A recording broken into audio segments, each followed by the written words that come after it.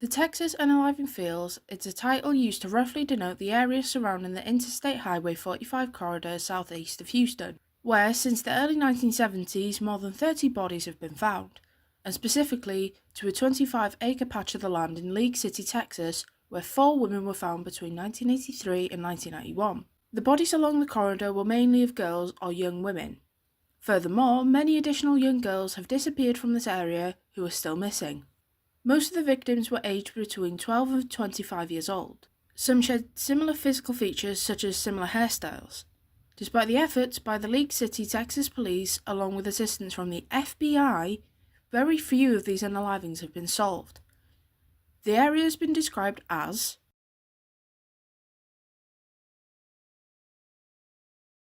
After visiting some of the sites of recovered bodies in League City, Amy Kanan Mann, director of the film based on the Texas Unaliving Fields, commented,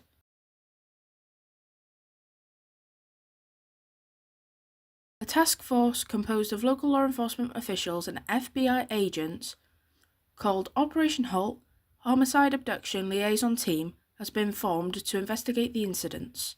Confirmed or suspected victims listed chronologically are Colette Anise Wilson, 13, disappeared from the Alvin bus stop on County Road 99 and Highway 6 in Alvin, Texas after she was dropped off by her band director on the 17th of June 1971. Her body was found 5 months after on the 26th of November 1971 near the Addicks Reservoir just 35 yards from the location where the body of Gloria Gonzalez was recovered 4 months later. Brenda K. Jones, 14, was last seen while walking to Galveston Hospital, close to Interstate 45 on her way to visit her aunt on the 1st of July 1971 in Galveston, Texas. Her body was found on the 2nd of July 1971, floating in nearby Galveston Bay near Pelican Island, close to the Seawolf Parkway near Interstate Highway 45 the next day. Rhonda Renee Johnson, 14, and Sharon Lynn Shaw, 13, disappeared in Harris County, Texas, on the afternoon of the 4th of August 1971. Both were last seen walking along Seawall Boulevard in Galveston near a local beach. On the 3rd of January 1972, 2 boys fishing in Clear Lake discovered a human skull floating in the water, which they had initially believed to be a sports ball. 6 weeks later, searchers discovered the rest of the body, along with that of another girl, in a marsh near the lake. According to a coroner's inquest filed on the 17th of February 1972, the skull found in the lake was determined via dental records to have belonged to Shaw. Additionally, a crucifix found wrapped around the jawbone of the skull was identified by Shaw's mother to have belonged to her daughter. The other body found in the marsh was positively identified as Johnson. Gloria Ann Gonzalez, 19, was last seen on the 28th of October 1971 near her apartment on Jacqueline Street in Houston, Texas. Her skeletal remains were found near Addicks Reservoir in the same area as Colette Wilson on the 23rd of November 1971. Allison Ann Craven, 12, was reported missing by her mother on the 9th of November 1971.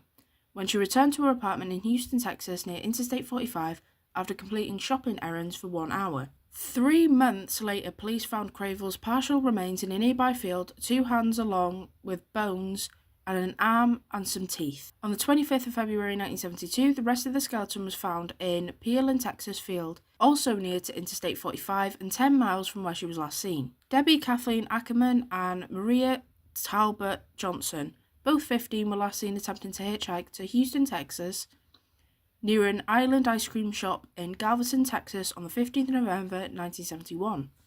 Witnesses reported seeing a man in a white van stopping by the curbside and picking up the girls after agreeing to drive them to Houston. Their bodies were found bound and partially nude in Turner's Bayou on the 17th of November 1971 near Texas City. Kimberly Ray Pitchford, 16, was last seen at Dobie High School in Houston, Texas, while she was there for a driving test on the 3rd of January 1973. Her body was found by 2 teenage boys 2 days later in a ditch in Angleton, Texas, around noon on Country Road 65 in Brazoria County on the 5th of January 1973.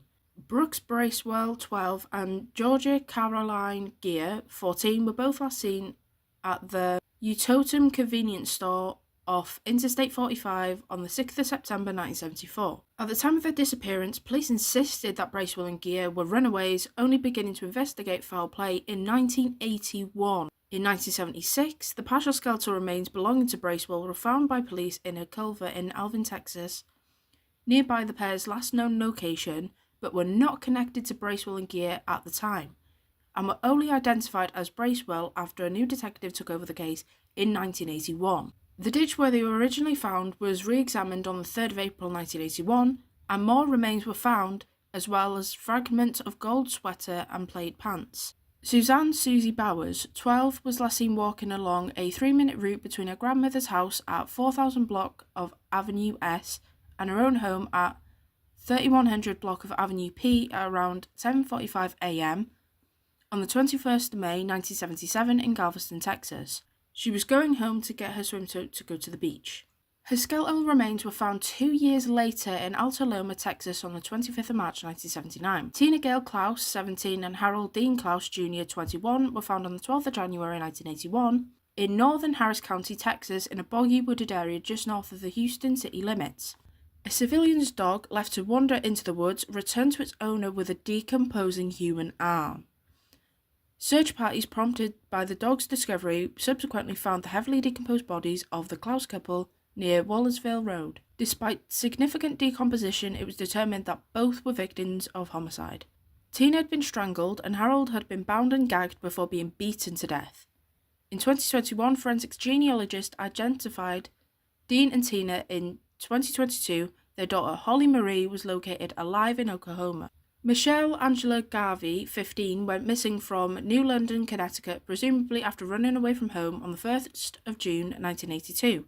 Her body was found on the 1st of July 1982 in Baytown, Texas, 1 month after she went missing. Her cause of death was determined to be strangulation. There was evidence that she'd been essayed. Her body was found wearing brown clothing, including a long-sleeved button-down shirt with a distinct horse embroidery on the breast pocket. She was disposed of in a field after she died, possibly hours after her murder. She was buried near to 2 unidentified murder victims found in 1981, who identified in 2021 as Dean and Tina Klaus. She was identified in January 2014 through the efforts of the National Center for Missing and Exploited Children and the Harris County Police Department, who had contacted her family and had obtained samples of her DNA for testing in August 2013. Susan Lee Eads, 20, was a cocktail waitress who had left her family home in Harris County, Texas at around 4:30 p.m. on the 30th of August 1983 to a workplace. The following day, a motorist discovered her body a few miles from her home. She was naked and had bruises on her back and face. She'd been strangled to death with a bodysuit she was wearing, which had been used as a tourniquet. Her car was found parked adjacent to the vacant lot where she was found. Her autopsy determined that she had been essayed. She was last seen at a local club with a white man wearing a cowboy hat. Her mother received phone calls from an unidentified man who claimed to have photos of her daughter. He referred to himself as Bill and said that he lived in Houston, Texas. A DNA profile extracted from Eads' body was matched to Arthur Raymond Davis Jr., a Vietnam War veteran and a boat captain. He died on the 16th of January 1984 after a single vehicle accident. Heidi Marie Villarreal Fay, 25, was a cocktail waitress last seen on the 10th of October 1983 at a convenience store located off West Main Street and Hobbs in League City, Texas. On the 4th of April 1984, her remains were discovered after a dog brought her skull to a nearby house in Calder Field, on the 3000 block of Calder Road near League City, Texas. Sandra K. Ramber, 14, was last seen at a family's home in Santa Fe, Texas on the 26th of October 1983. She was determined to be missing due to the fact that the front door was left open, food was in the oven, and her purse and coat was still in the house. She was initially believed to have gone to the store for a moment, but she never returned. Laura Lynn Miller, 16, was last seen on the 10th of September 1984 at the same convenience store. Villarreal Fay was last seen a year earlier in League City, Texas, using a payphone to call her boyfriend.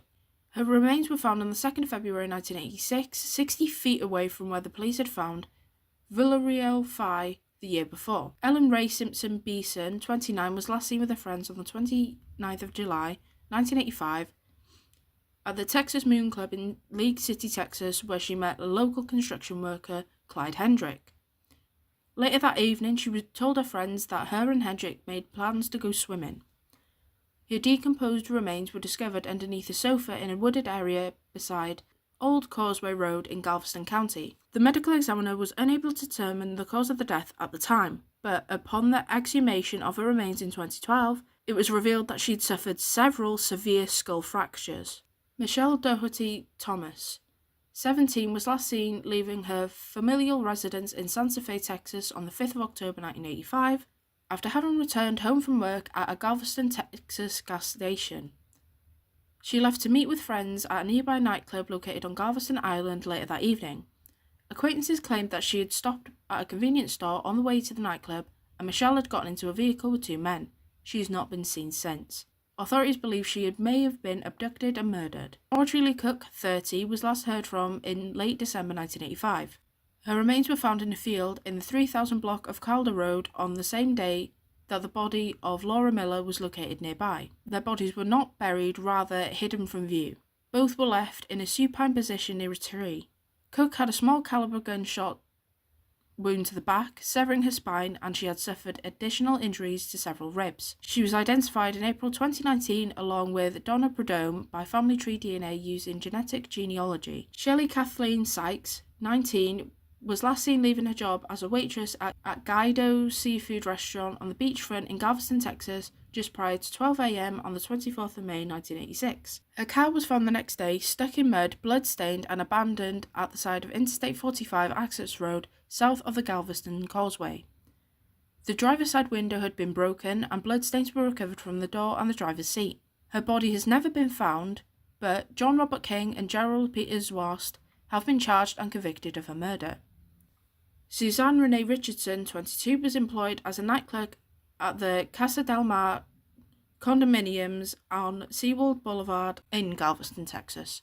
She was last seen at work at 6 a.m. on the 7th of October 1988 by resort security guards, and shortly afterwards another employee who was sleeping in the room above Richardson's office heard a loud female scream. The witness claimed to have heard a car door slam shut accompanied by another scream and the sound of a car speeding away from the parking lot. A guest arrived at Richardson's office to check out at around 6:30 a.m. and discovered the desk abandoned.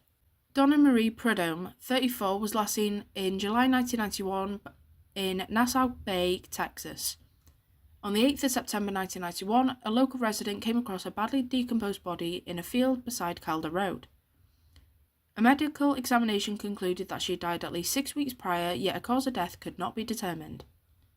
She was identified in April 2019 along with Audrey Cook by family tree DNA with the use of genetic genealogy. Lynette Bibbs, 14, and Tamara Fisher, 15, disappeared on the 1st of February 1996 after visiting a Houston, Texas club for teenagers. A 22-year-old male later claimed to have dropped off the friends off at a motel near the city centre on Old Spanish Trail. The bodies of the two girls were found dumped by a rural road 2 days later on the 3rd of February 1996 in Cleveland, Texas. Crystal Jean Baker, 13, was last seen near Interstate 45 on the 5th of March 1996 in Texas City, leaving her grandmother's home for a convenience store to use the phone after an argument. Crystal was last seen using the phone at a local convenience store to ask a friend if she could stay with her. 2 hours later, her body was found. She had been strangled and dumped over the Interstate 10 Trinity River Bridge. Baker's great-aunt was Marilyn Monroe. Kevin Edison Smith was convicted of capital murder in her death in 2012 and sentenced to life in prison. In 2019, Governor Greg Abbott signed into law the Crystal Jean Baker Act, which permits the collection of DNA from individuals arrested for certain felonies prior to conviction. Laura Smither, 12, was last seen in Friendswood, Texas, jogging down to her home street on the 3rd of April 1997 after telling her mother she was going on a 20-minute run. 17 days later, on the 20th of April 1997, her body was found in a retention pond in Pasadena, Texas. In 1998, her parents established the Laura Recovery Center, a non-profit organization that aids in the search and recovery of kidnapping victims. Kellyanne Cox, 20, was last seen on the 15th of July 1997 at Conoco gas station and a convenience store in Denton, Texas, after locking herself out of her car and making a call to her boyfriend for help using the station's outdoor payphone. Jessica Lee Kane, 17, was last seen at the Bennigan's restaurant near Baybrook Mall in Clear Lake, Texas, dining with friends at around 1:30 a.m. She was reported missing on the 17th of August 1997 when her father found her truck abandoned along Interstate 45. On the 18th of March 2016, her remains were finally found in a field off East Orem Road next to Hobby Airport. Suspected serial killer William Lewis Reese directed investigators to search the area which her remains were found. Reese was convicted of the murders of Smither, Cox and Kane in June 2022. Tot Tran Herriman, 57, was visiting relatives in Texas and had mapped out a route between League City and Corpus Christi, Texas, and planned to drive along Highway 35. She departed at approximately 5 a.m. on the 12th of July 2001 from her son's residence near League City. She was last seen driving her 1995 Lincoln Continental along Highway 35. Sarah Ann Lewis Trusty, 23, was last seen during the evening hours of the day in Algoa, Texas, near a church riding her bicycle at around 11 p.m. on the 12th of July 2002. Her body was discovered on the 28th of July 2002 in Texas City in a nearby reservoir by fishermen.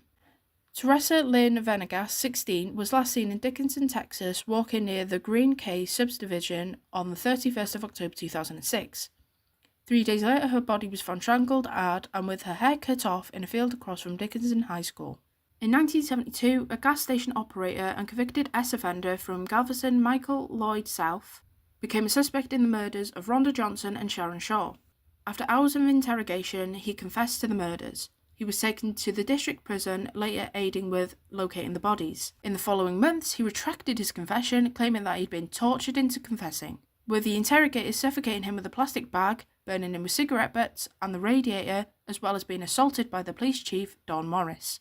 Nevertheless, on the 18th of September 1974, he was convicted of killing Shaw and received a life imprisonment term, despite the fact that his confessions showed great discrepancies concerning the victim's clothing, the date of the murders, the locations of the bodies and how they were killed, and various other details. 3 years later, in 1976, Don Morris and his deputy, Tommy Deal, were arrested and convicted of various crimes including torture and other misconduct against detainees.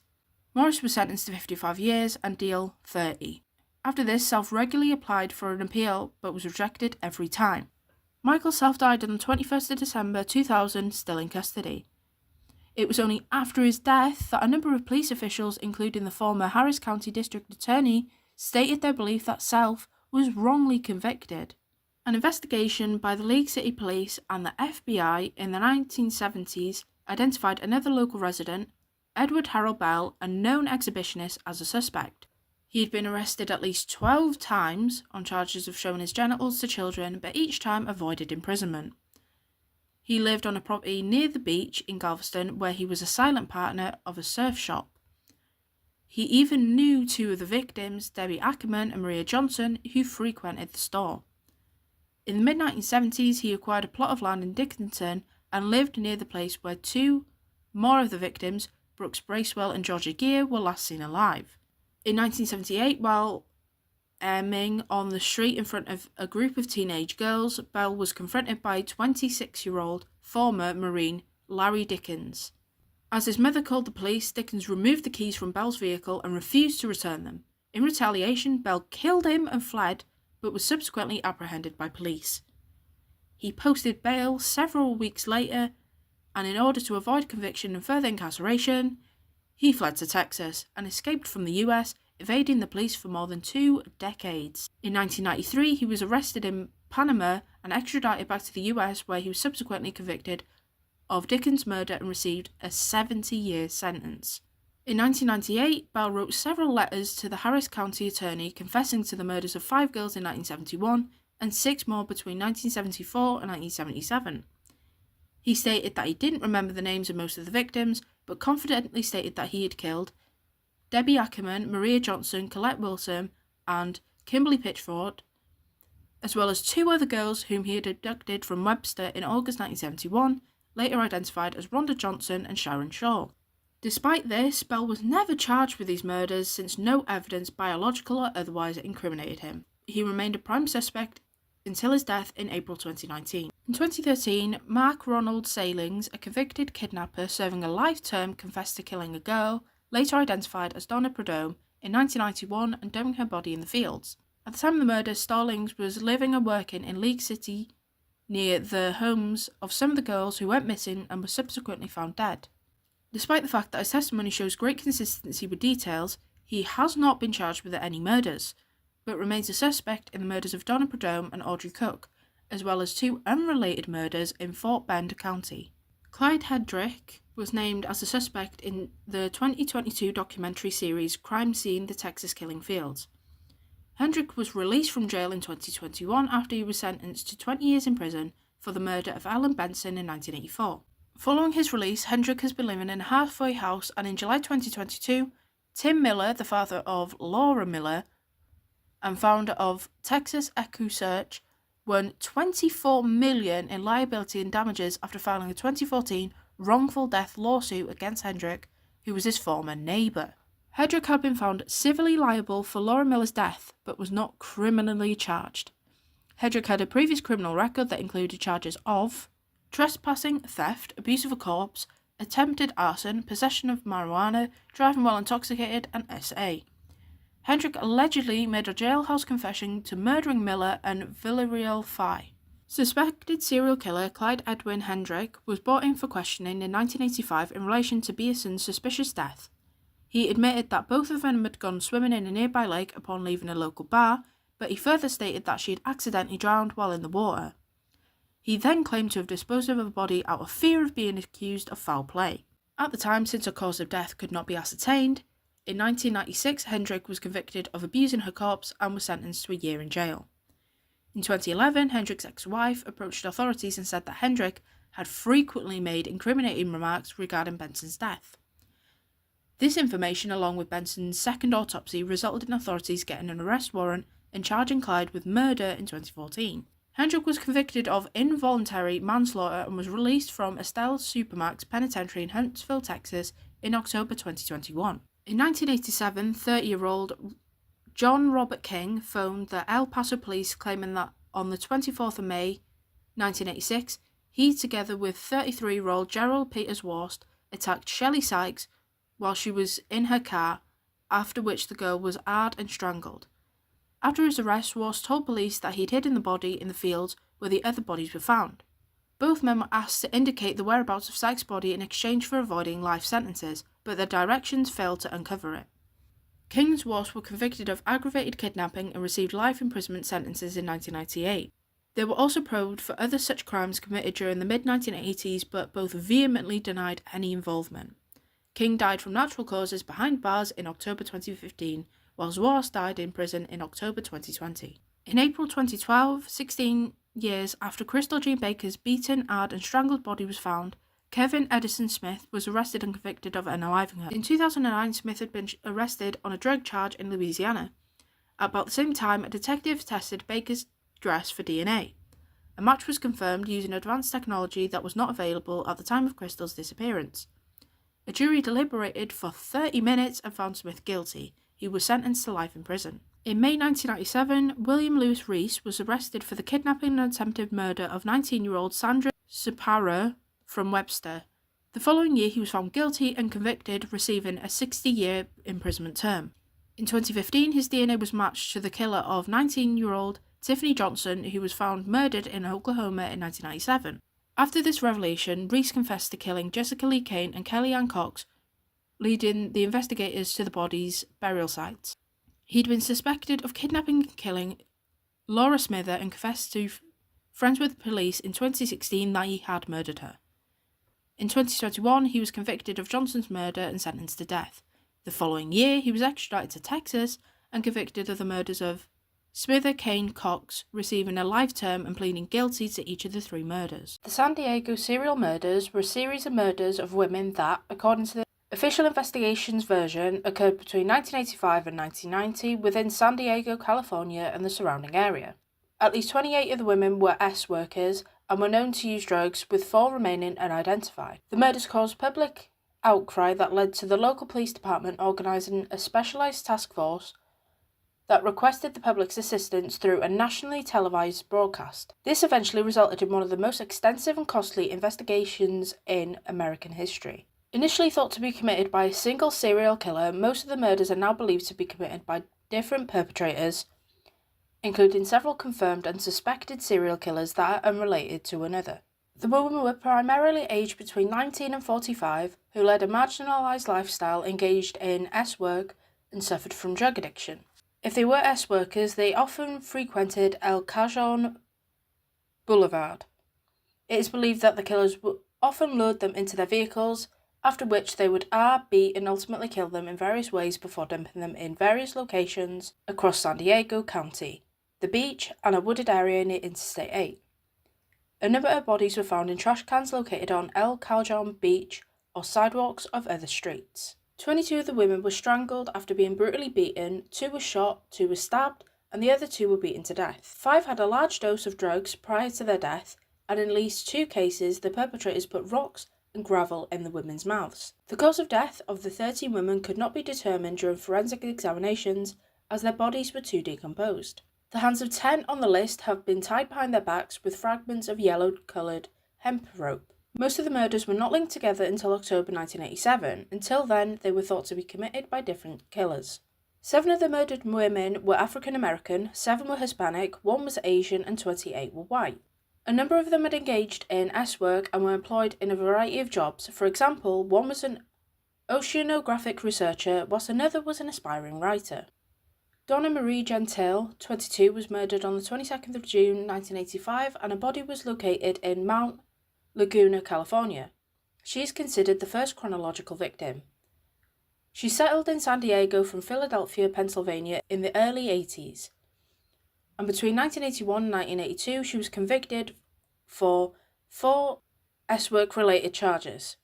Her body was found in a ravine off Sunrise Highway 30, but the perpetrator hadn't stolen anything, left no fingerprints, and had carefully disposed of his car tyre marks, but for some reason had still cut parts of her clothing without damaging the skin. She hadn't been essayed. Tara Mia Simpson, 18, was murdered on the 29th of August 1985 in San Diego. She was found murdered in an alleyway near El Cajon Boulevard, where she often worked. The perpetrator placed her corpse in a dumpster before setting it on fire with a flammable substance. Although severely burned, an autopsy determined that she had sustained a broken nose, a stab wound to the abdomen, and signs of strangulation. She had been AR'd repeatedly before her death, and large doses of drugs and alcohol were found in her blood. Patricia K. Smith, 31, was murdered on the 11th of September 1985. Her nude body was found in a motel room near El Cajon Boulevard. She had been beaten and received multiple stabs to her chest and abdomen. She was living as an S-worker and was arrested multiple times in early 1980s on drug and S-work charges. Marcia Shalene Funderbunk, 25, was murdered on the 26th of September 1985. Her body was found in Pine Valley, California. She was a mother of 2 young children but was unmarried and lived in Jacumba Hot Springs and, according to investigators, worked as an S-worker. She was found fully clothed, but her jeans had been lowered to appear as if she'd been AR'd, with sand and dirt stuffed in her mouth. Dejuna Demetrius Thomas, 20, was murdered in September to early October 1985. Her body was found on a sidewalk on the 3rd of October 1985 in San Diego. Little is known about her case. Linda Joyce Nelson, 27, was murdered on the 4th of January 1986. Her body was found near the I-805 exit ramp in National City, California. Little is known about her case. Linda K. Freeby, 30, was murdered on the 24th of January 1986. Her body was found in a parking lot in San Diego. She had been stabbed in the chest and strangled to death. She was from Chula Vista and had been reported missing 4 days prior and reportedly had no known history of S-work. Deborah Ann Stanford, 24, was murdered on the 5th of February 1986. Her nude body was found strangled behind a van that was parked near a paint store in North Park in San Diego. Trina Carpenter, 22, was murdered on the 11th of February 1986. Her body was found in San Diego. A drug addict and S-worker who spent much of her time on El Cajon Boulevard, her killer beat, AR'd and strangled her before placing her body in a dumpster and setting it on fire. The location where her body was dumped was approximately 1 block away from where another body was found. She was initially unidentified and was referred to as Jane Doe No. 1. Cynthia Lynn Main, 26, was murdered on the 21st of February 1986. Her body was found in San Diego.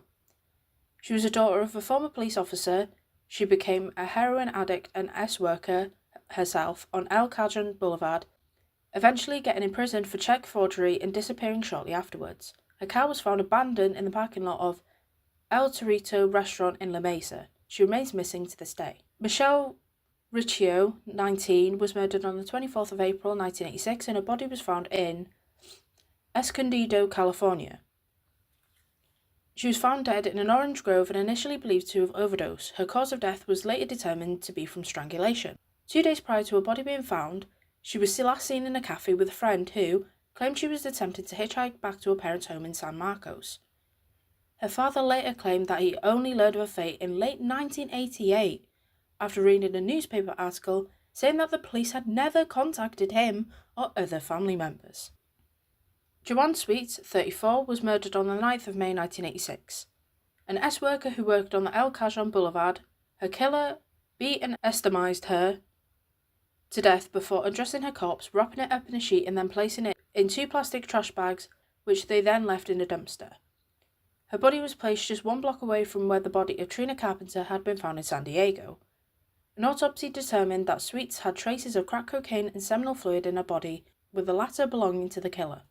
Jodelle Jenkins, 28, was murdered in June 1986. Her body was found in Escondido, California. A drug addict and S-worker, she was last seen staying at the Welcome Inn in a hotel in Encinitas. Her body was found in the same orange grove as Michelle Riccio.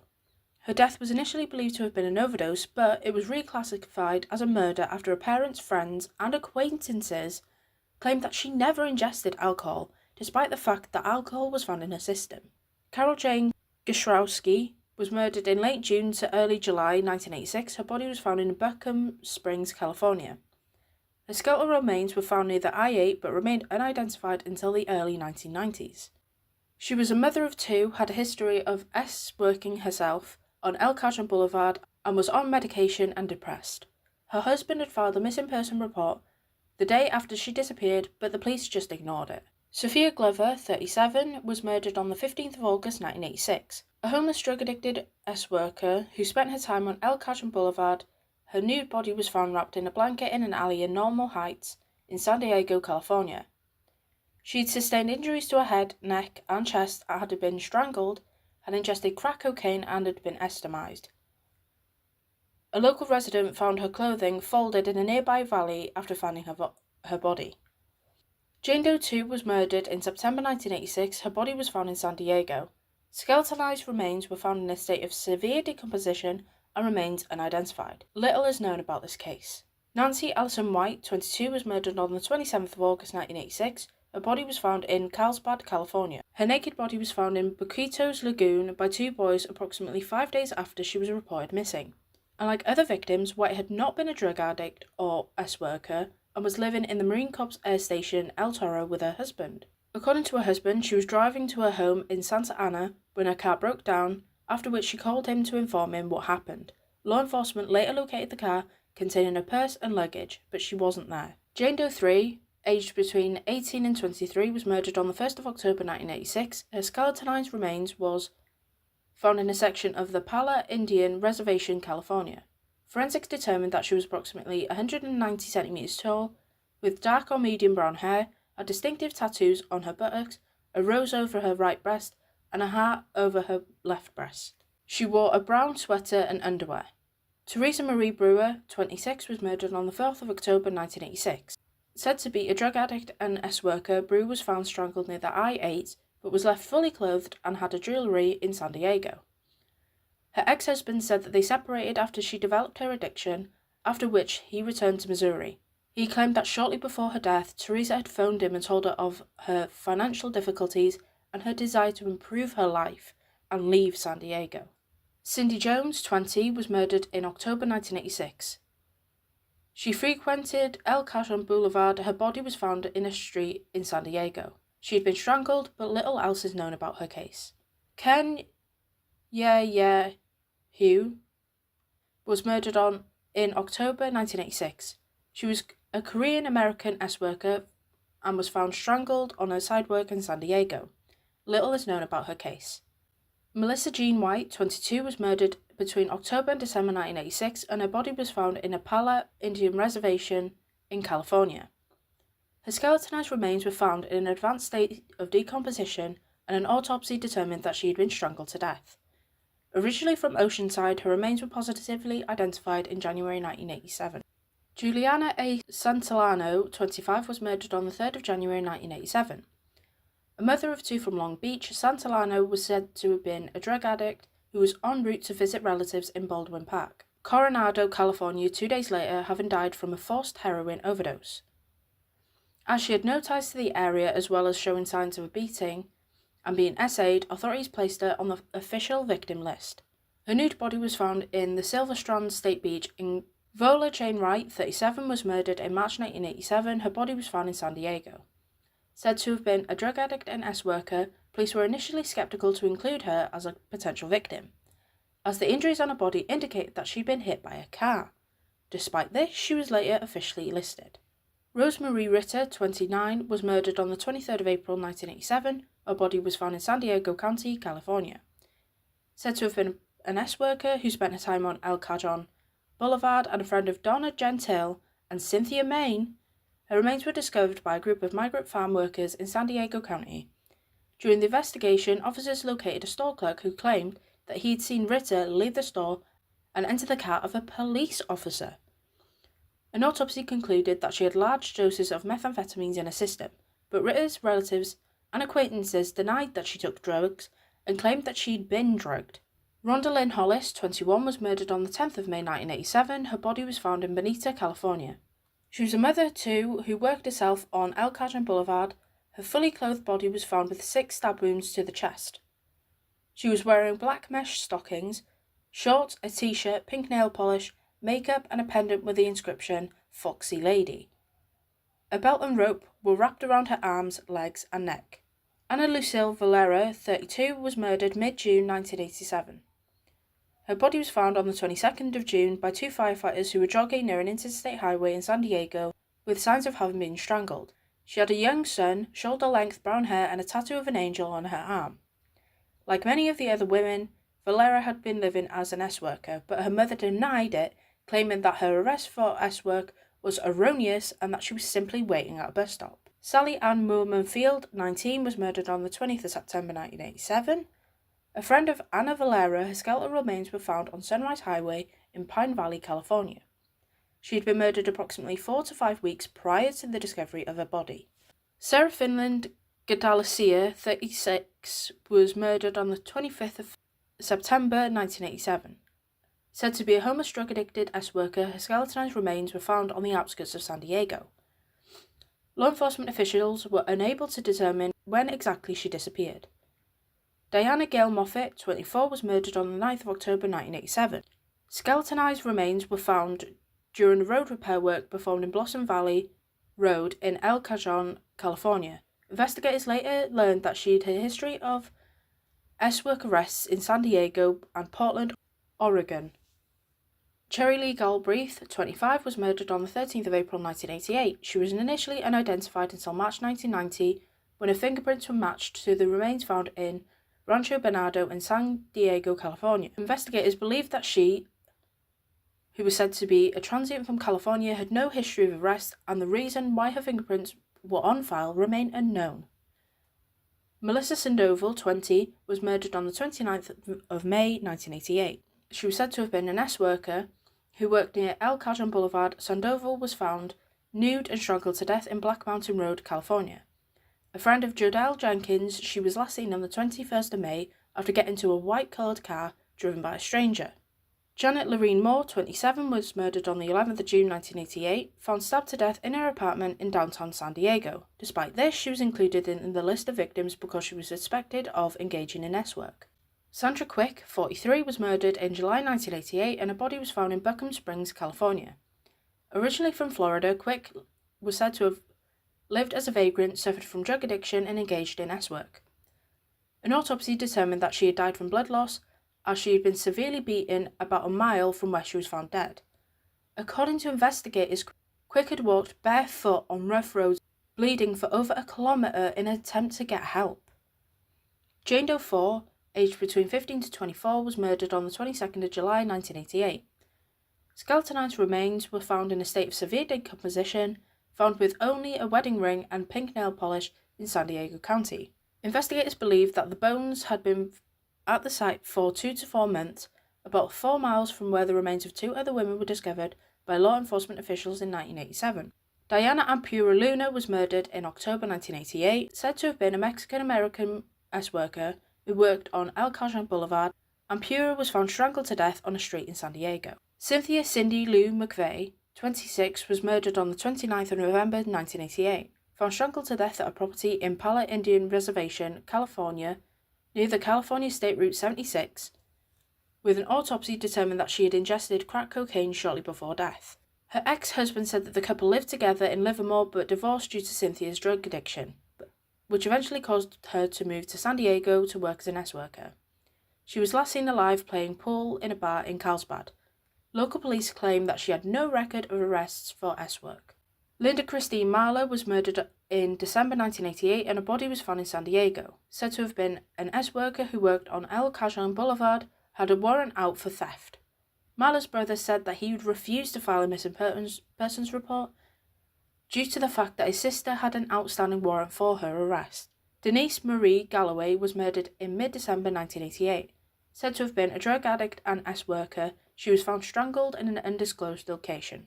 Nicolette Jean Fry, 22, was murdered on the 10th of July 1989.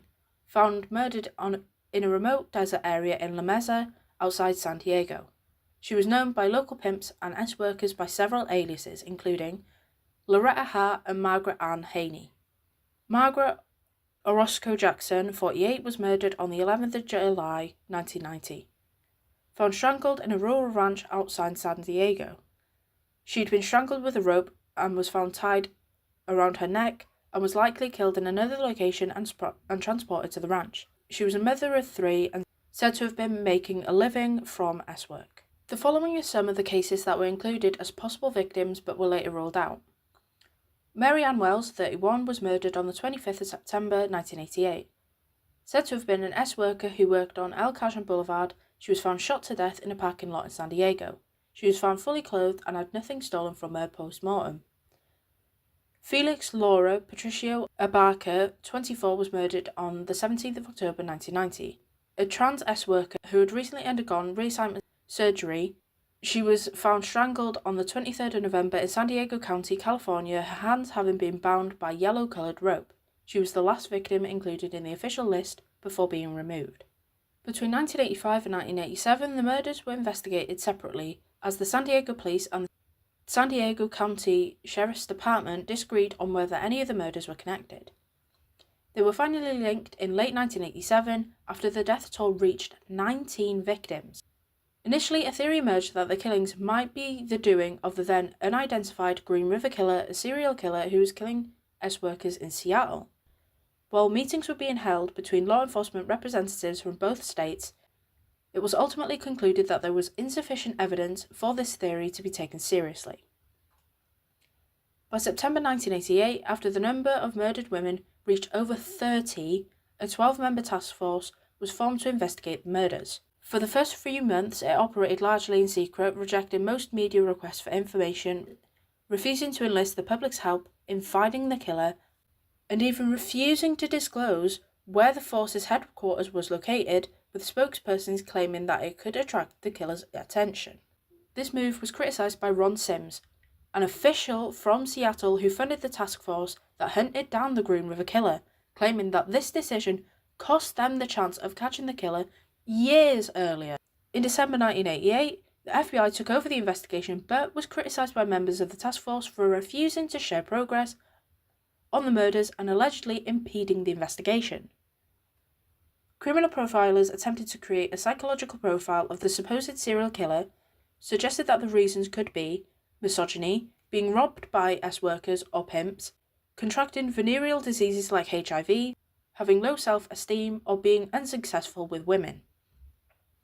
During the course of the investigation, thousands of men from San Diego County were listed for potential involvement on the basis that they had criminal records for violent offences against women, were mentally ill, or were HIV positive. In the first 6 months of its existence, the group spent about $88,200, not including money spent on staff salaries. Almost immediately, there were skeptics who criticised the idea that the Seattle murders were linked to those in San Diego, as studies at the time suggested that at least 50 active serial killers worked across the US alone. Robert Keppel, a major investigator in the Washington State Attorney General's office at the time, said that over the years he had received numerous inquiries from departments around the country that claimed that the Green River Killer had killed in their areas, but only those in San Diego were close enough for consideration. Keppel told during media interviews that one of the major issues was communication between the various police departments being lackluster. Having been involved in the investigation of Ted Bundy, he suggested that if there was one single killer, he had likely moved out of state, was arrested for another crime, or was already deceased. Because of this, he suggested that police should focus on examining data on the number of victims, focus on recently arrested perpetrators, and investigate those who had suddenly left San Diego under suspicious circumstances. In 1985, Terry Wynn Millard, 27, was named as a suspect in the two stabbing murders. The 19th of August murder of Charles L. Irwin, 52, had been stabbed to death in a store in San Irisadio, and the murder of Patricia Smith, one of the victims on the list. He was convicted of both killings and sent to prison, but was never linked to any of the other victims. In February 1986, Donald Eugene Couch, 28, was identified as the prime suspect in the murder of Linda Freeby, committed while he was out on parole for another crime. Whilst he was ruled out as a suspect in the other murders, he was convicted of this crime and sent to prison. Early 1988, one of the prime suspects was Ronald Elliott Porter, 40, an auto mechanic and former Marine who lived and worked in Escondido. He had been arrested in October 1987 for assaulting Annette Russell, an S worker who worked on El Cajon Boulevard, where most of the victims had gone missing. After luring the girl into his car, Porter drove her to the outskirts of San Diego, where he beat and stabbed her twice, but was caught in the act by police officers patrolling the area. He was immediately labelled as the prime suspect after the body of Jane Doe No. 4 was found not far from where he stopped his car and attempted to kill Russell. Porter would later be convicted of felonious assault and arrested and sentenced to 4 years imprisonment. He was paroled in December 1990, but was returned to prison not long after on a parole violation. In September 1991, he was charged with the murders of Goshrowski and Quick, as well as the attempted murder of 5 women committed between 1986 and 1988. Porter would ultimately be convicted solely of the Quick murder and sentenced to life imprisonment, but was proposed as a suspect in 13 others, including those of Gentile and Maine. The San Diego County District Attorney's Office stated that 4 lint fibers recovered from Gentile's clothing matched in texture and colour to fibers from Porter's car seat upholstery, but he was never charged with her murder. In December 1988, Alan Michael Buzzard Stevens, 46, a former biker with convictions for assaults against women and weapons violations, was arrested in San Marcos while sleeping inside his van. He was charged with the murder of Cynthia McVeigh and additionally proposed as a suspect in the kidnapping of Laura Bradley, 4, who had been abducted from Joshua Tree National Park in October 1981. The investigators determined that Stephen frequented the same bar as the one McVeigh was last seen in, but none of the employees or patrons could recall any instance of them interacting. Nevertheless, the physical evidence and fingerprints linked him to the murder, as the latter were found on the duct tape used to bound McVeigh's legs. Stevens was found guilty of a murder and sentenced to life imprisonment with a chance of parole after serving 25 years on the 15th of January 1991. He was suspected in the murders of at least 4 other women, but was never charged in these crimes. On the 27th of September 1981, Elmer Lee Nance, 63, was arrested in Barstow for murdering Nancy White, 22. A vagrant, he had been convicted in 1974 and lived in the streets of San Diego in 1987. His attorneys argued that while he technically admitted responsibility, he was coerced by the interrogators due to his fragile mental state. In 1992, he was convicted of White's murder and sentenced to life imprisonment. For the time after his conviction, he was considered a main suspect in several other murders, but was later ruled out. In June 1992, Brian Maurice Jones, 30, an inmate serving a 22-year sentence for harming a young woman near El Cajon Boulevard, was charged with 4 murders that occurred in the same area. Forensics determined that his fingerprints were found on the bodies of Tara Simpson, Trina Carpenter, Joanne Sweet, and Sophia Glover, all of which were found in dumpsters near his apartment. In addition to this, he was charged with the SA and attempted murder of 2 other women that occurred in San Diego on the 15th of August 1985 and the 20th of October 1986, who identified him as their Ara. He pleaded not guilty to all charges, while prosecutors sought a death sentence against him. In 1994, he was convicted of murdering Sweet and Glover, after which he was sentenced to death. The charges in the Simpson and Carpenter case were dropped due to a lack of evidence. He was tested for involvement in other murders but was never charged. In the summer of 1992, Wayne Robert Amundsen, 32, was named as a suspect in the murder of Melissa Jean White, 22, after he had already been arrested in Wisconsin for the attempted murder of Dolores Fernandez, 30. He pleaded not guilty but was proven to be the killer after his DNA was found on the crime scene. Between 1981 and 1988, he lived on the Pala Indian Reservation, where the bodies of at least 5 people were found, including that of White.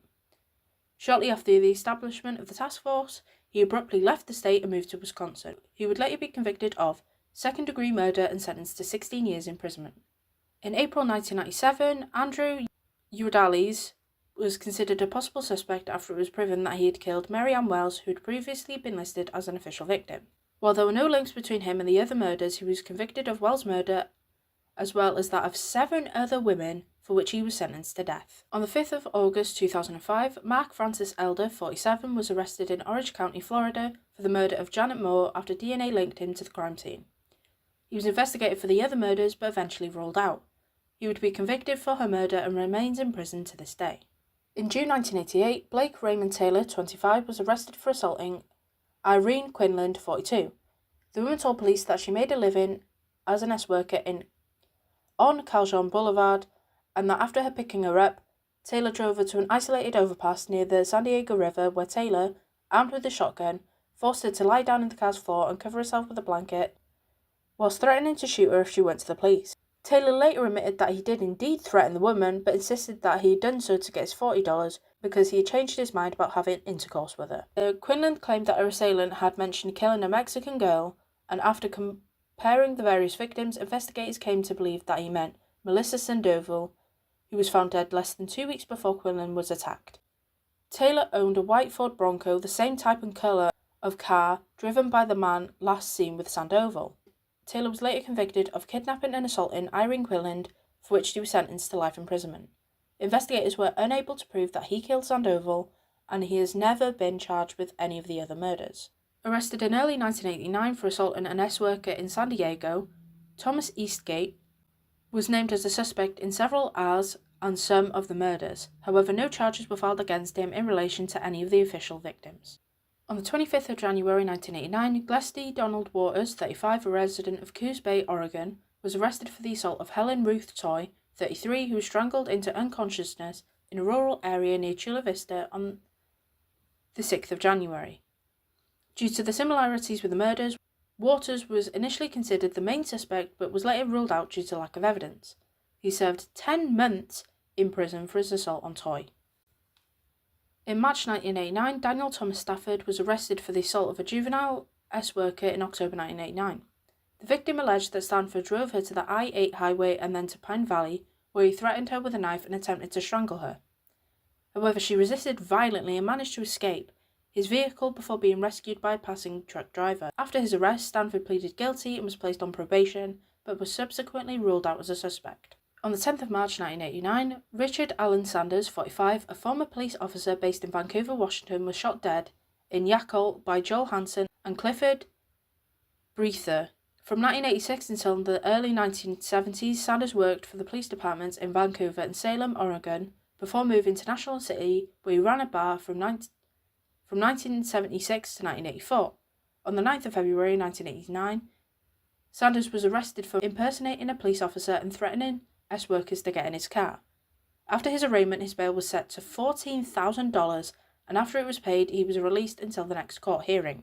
Following his death, police searched his apartment and a rented garage in San Diego, where they found nude photographs of girls and women, as well as videotapes, one of which featured Melissa Sandoval. In addition, 2 boxes were found containing his personal index cards labelled the Seattle Files and the San Diego Files, with entries about the identities of S-workers in Seattle and San Diego, including photographs. A number of his friends and acquaintances described him as a misogynist due to the fact that a girl he had dated later turned out to be an S-worker. In mid-1989, an informant told police that in January 1988, Sanders showed him 2 snuff films he had made himself, in which he played a serial killer who killed S-workers. According to an informant, Sandoval played a lead role in one of the films. Suspicion against him heightened after his close friend revealed that he made a living by selling and distributing methamphetamine to pimps and S-workers who worked in San Diego, which allowed him to spend a lot of time in their company. However, no conclusive evidence was found, and he was later ruled out in both the San Diego and Seattle murders. In March 1990, James Morris Jackson, 25, was arrested for assaulting an S-worker on El Cajon Boulevard. He was later charged with attempted murder after it emerged that he'd attempted to strangle her after having intercourse. The victim told police that Jackson only paid $4 for her services and that he attacked her after she demanded more money. Jackson was interrogated about the other murders, but was able to provide an alibi and was ruled out. In 1990, various community organizations and political activists demanded that the city of San Diego investigate and discipline a number of police officers after a number of friends and relatives of the first victim, Donna Gentile, told various media outlets that the murders were supposedly committed by a group of police officers who had forced them to become street informants and sexually harassed them. Under public pressure, the San Diego County District Attorney was forced to order an internal investigation under federal supervision. Gentile had been murdered 5 weeks after she implicated 2 local police officers in a high-profile S-work and blackmail case that resulted in the demotion of one officer and the dismissal of another. The internal investigation revealed that some colleagues suspected the 2 men of killing Gentile as early as 1985. However, forensic and autopsy reports were classified and never released to the public. The officers were Larry Alvreck and Lieutenant Carl Black, with additional accusations being placed against Sergeant Michael Blakely, Curtis Mayer, Richard Draper, Robert Candland, Detective Frank Christensen, James Brooke, and Jeffrey Dean.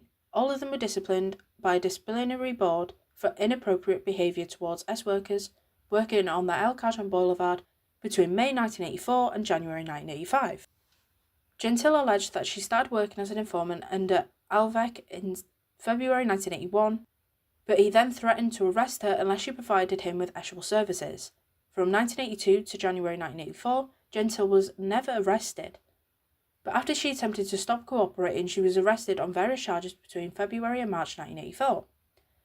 After the discipline hearings, Gentile testified against Alvreck, but not Black, as her friendship with him was supposedly the reason Alvreck started harassing her in the first place.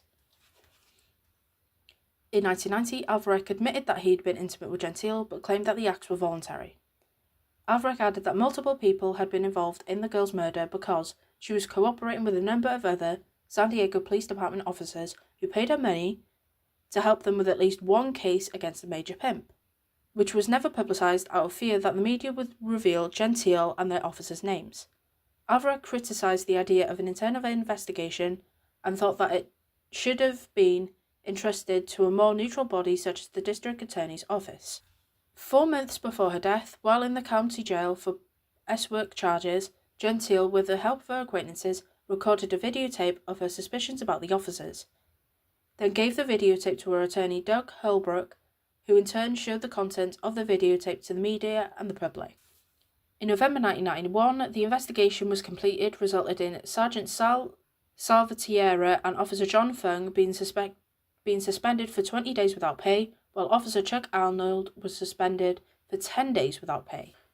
Assistant San Diego Police Chief Dave Warden declined to say how many officers had been disciplined, citing confidently laws that prohibited the police department from discussing personal matters. One high-ranking police officer who wished to remain anonymous told the media that the suspensions were not the most serious punishment given the seriousness of the evidence. All 3 officers, in addition to being connected to Gentile, were also connected to Cynthia Main, whose phone numbers were written on a scrap of paper found in Gentile's personal effects after her death. On the 2nd of July 1984, Main was arrested by Fung on suspicion of being drunk.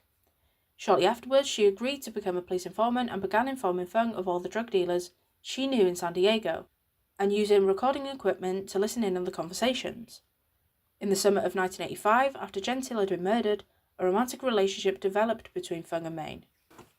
According to her mother, Main was in love with Fung, had a certain respect for the law enforcement as her father was one, introduced him to her sister, and even brought him to her home several times where he met Cynthia's mother. In September 1985, Main was arrested, convicted of check fraud, and sentenced to 4 months imprisonment at the Las Colinas County Jail. While in jail, she testified about the misconduct of certain police officers who, in the Gentile case, forced them to provide actual services and extorted them. Main named all the names she knew and agreed to testify at civil hearings if needed. After this, she was paroled and returned to San Diego. Police Captain Mike E. Tyler, who interviewed Main and acted as a parole officer, feared that Main's testimony would result in retaliation from the corrupt police officers. And then on the 21st of February 1985, she was reported missing. Her disappearance was reported to the police 5 days later, but according to relatives, the police showed no interest. During the investigation, Fung admitted that he knew Main, but claimed he had no special affection towards her. After her car was found, Main's mother, Linda Coleman, claimed police refused to check the interior for fingerprints or blood and constantly lost evidence related to the case. A former police officer named Dennis Esmer, who retired in 1989, said that he also cooperated with Main and authorised the use of his name so that she could avoid trouble, but claimed that neither he or Fung were in an intimate relationship with her.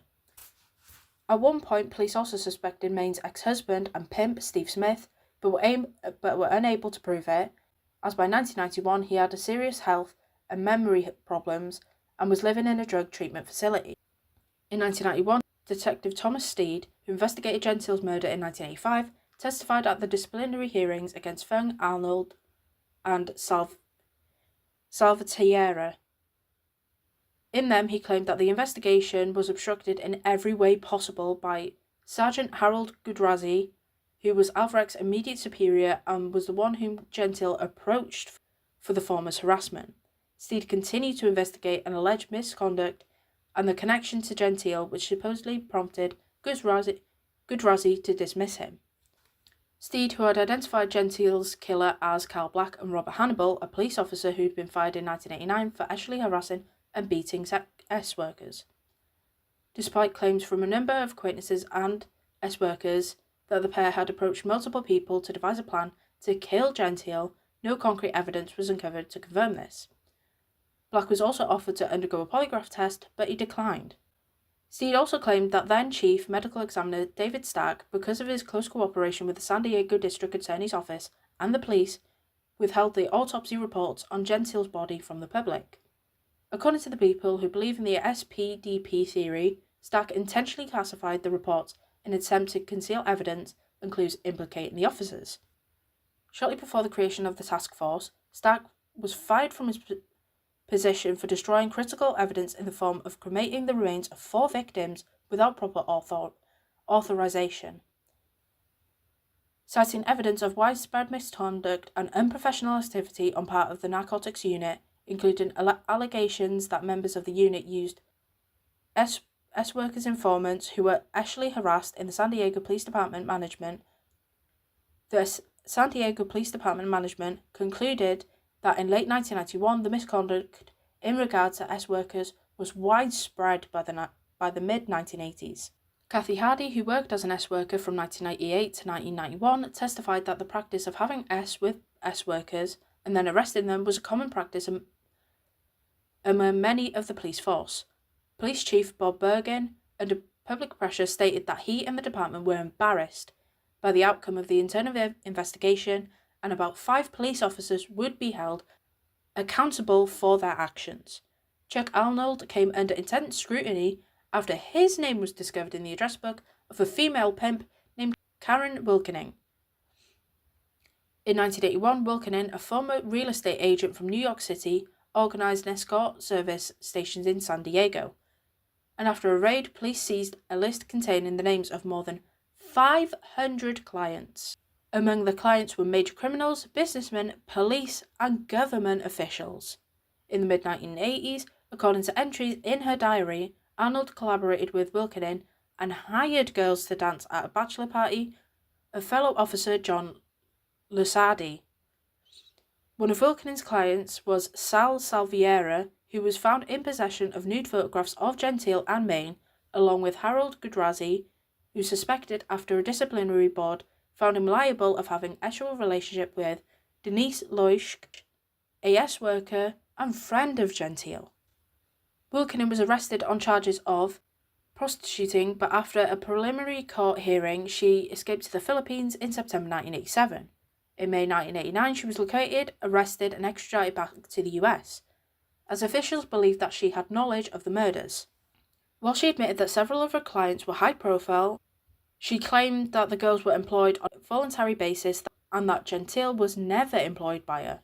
She was sentenced to 3 years imprisonment for operating a prostitution ring. In the end, no criminal charges were ever filed against any of the individuals named in the hearings, despite the acknowledgement of widespread corruption. The reputation of the San Diego's police force was further damaged in February 1991 after an art exhibit depicting the 45 victims as a form of tribute was heavily criticised by the public and family members of the victims. The mothers of Michelle Riccio and Jodelle Jenkins told the media that law enforcement never contacted them about their daughter's murders. Parents of the other victims shared similar claims of officers refusing to file police reports because the victims were drug addicts and vagrants. On the 1st of July 1992, the investigation was officially concluded and the task force was disbanded. This move was criticised by other law enforcement agencies, mostly due to the fact that the known suspects were rarely charged with murder and instead with other, less serious crimes. This was supported by the women's family members who accused the police department of being sloppy and requesting another investigation. As of 2023, the remaining murders remain unsolved and are considered cold cases.